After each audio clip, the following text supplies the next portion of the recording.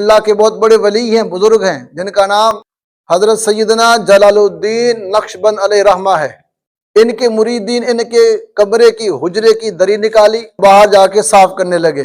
4 مریدین تھے، کونے سے پکڑا ہوا تھا اور یہ جھاڑ رہے تھے، صاف کر رہے تھے۔ دری سے گرد و غبار نکل رہی تھی، مٹی نکل رہی تھی، اور سامنے سے نا بخارا اور سمرقند کا حکمران آ رہا تھا۔ بخارا اور سمرقند کا بادشاہ آ رہا تھا، بہت بڑا بادشاہ تھا یہ۔ جب یہ آیا نا تو ان کے غلاموں نے کہا بادشاہ سلامت، رک جائیں، آگے بہت مٹی اڑ رہی ہے، گرد و غبار ہے، لگتا ہے اس خانگاہ سے مرید اپنے مرشد کے کمرے کی چٹائی صاف کر رہے ہیں، ہم ان کو روکتے ہیں، وہ رک جائیں گے، راستہ صاف ہو جائے گا، مٹی ہٹ جائے گی، راستہ صاف ہو جائے گا، پھر ہم گزر جائیں گے۔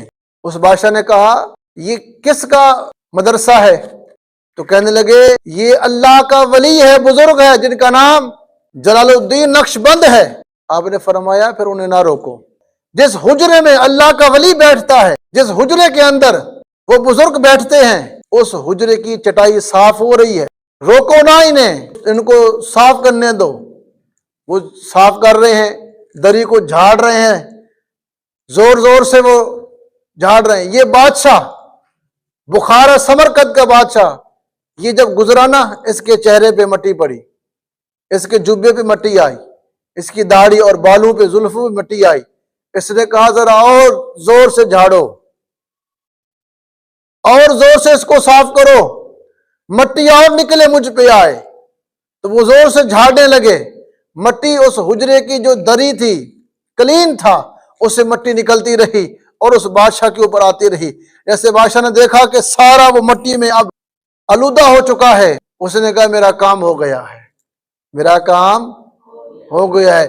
جہاں اللہ کے ولی بیٹھتے تھے، جہاں اللہ کا ولی بیٹھتا ہے، اس دری کی مٹی سے میں نے غسل کر لیا ہے۔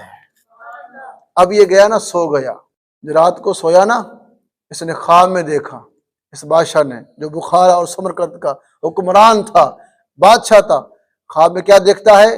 خواب میں دیکھتا ہے قبر میں ہے اور عذاب آنا چاہتا ہے، ایک آواز آتی ہے عذاب دور ہو جا، اے عذاب دور ہو جا، آواز آتی ہے، پتہ نہیں ہے یہ وہ بندہ ہے جو ہمارا ولی جہاں بیٹھتا تھا نا، اس مٹی سے غسل کر کے آیا ہے، ہم نے اس مٹی کی وجہ سے اس کے سارے گناہوں کو معاف کر دیا ہے۔